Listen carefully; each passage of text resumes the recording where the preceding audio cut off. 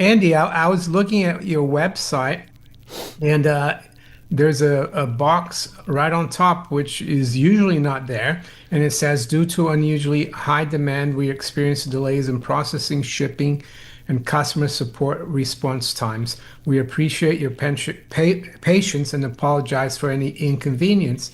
And the reason I'm bringing this up is not to have a go at you because I see a lot of other dealers with that same problem actually in the UK as well. The reason I want to talk about this is that the markets have come off in the last 10 days quite a lot, especially silver. And you'd think people wouldn't want to be buying gold and silver anymore. You know, they sold everything.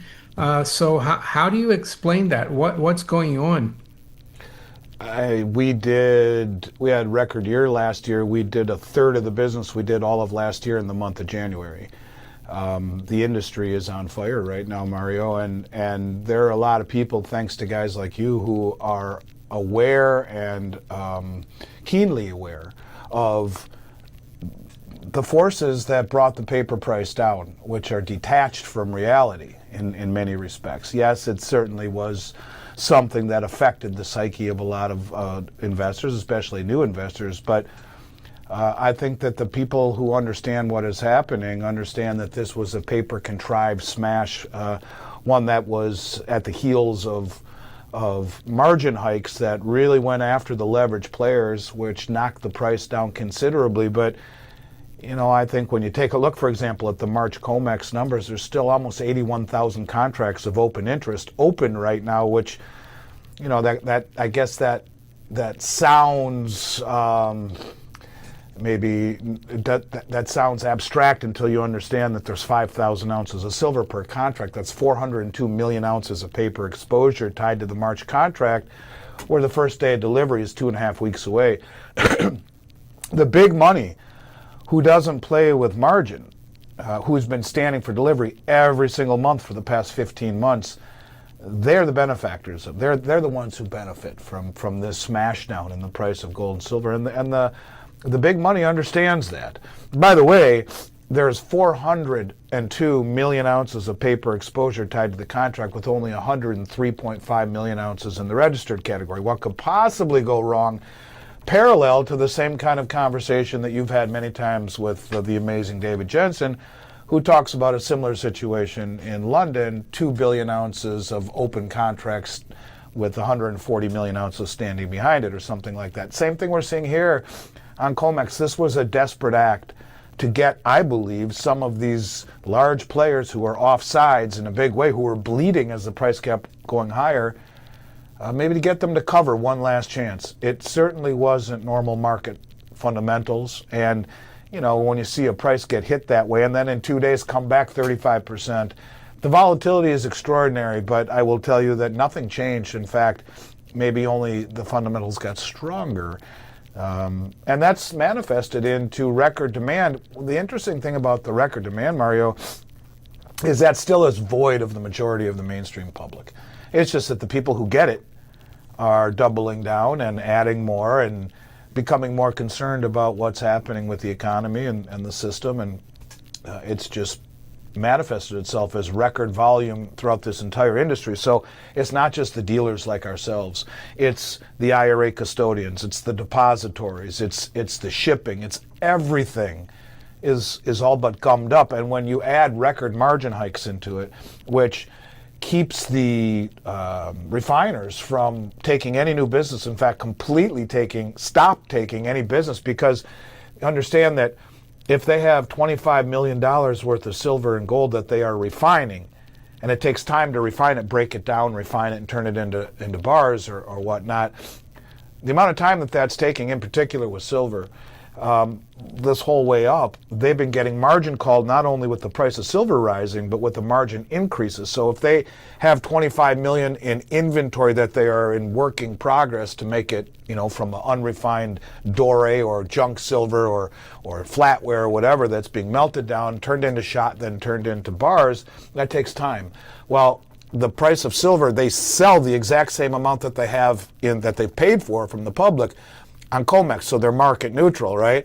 Well, the prices had been going up so fast they were getting margin called, and then they raised the margin requirement so high that they're getting margin called, which is put them out of business type of environment. So they stopped taking any new business, and they are a huge source of revenue to the industry and liquidity. The liquidity's dried up in many respects, and it's just created a gummed up system where things are taking far longer than all of us are used to experiencing.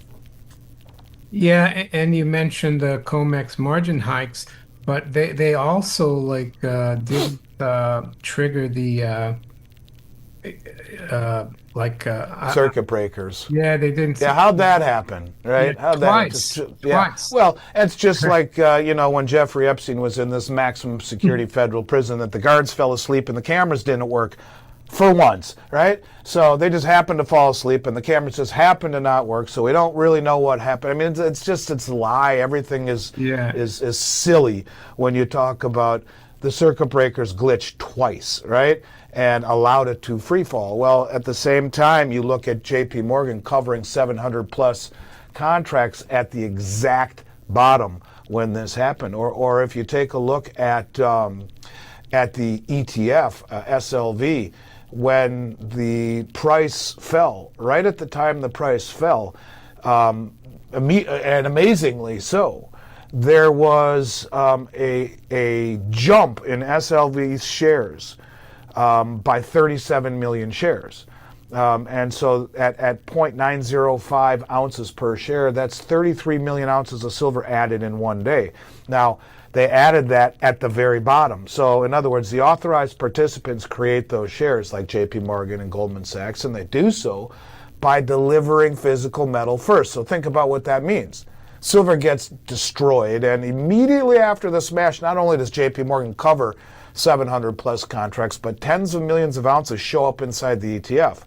And that tells you that, this was a forced liquidation and a margin event. And at the same time, they use that event to source physical cheap and inexpensively and park it inside the exchanges where they control it, inside the ETFs. And in my mind, this is forcing from weak hands to strong hands silver, from forced sellers to institutional vaults. And, I don't know. I think that when you line up the delivery pressure, the tightness in the registered inventories, the big stops that we've been seeing that are breaking, the circuit breakers, this isn't normal flow. This is inventory reshuffling under stress. And I think the most important thing to take away from that is that in periods of chaos and violence, markets do not reveal the truth. They only reveal the truth after. And price is the weapon or the misdirection, the tool of misdirection, and inventory is the confession. So yeah, they can use the price to freak everyone out, but the inventory on both LBMA and on COMEX are speaking a far more accurate truth. And that is that this is something that is going to get a lot more volatile, probably a lot uglier before it gets better, in the respect that the amount of entities that can possibly stand for delivery are way, way outpacing the amount of silver and gold that are inside the vaults. And I think ultimately you see much higher prices as a result of this imbalance. Yeah, and even in China and Shanghai, the futures and the Shanghai Gold Exchange. Yes. Their inventories are falling like massively.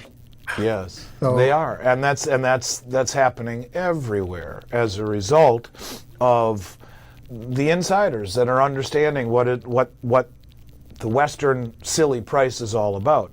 And so they're not only are the inventories falling, but they're falling using the fake price that we have here in the West as a guide. Now they also have the arbitrage that we're seeing in Shanghai, where they are pricing the metal much higher in Shanghai by over like $30 higher than the West. And there's a lot of confusion on that. A lot of people will say, well, what about the tariffs or the VAT tax? yeah, VAT, yeah. But that's wrong, and I think people aren't understanding this, because the VAT tax is not the responsibility of the shipper, it is of the receiver, and only when the metal leaves Shanghai. So in other words, if JP Morgan delivers 50 million ounces of silver to Shanghai, they're getting the $30 per ounce spread. The receiver doesn't pay that tax until the metal is moved out of the Shanghai Metals Exchange. So it's not on the onus of the entity Yeah. shipping it.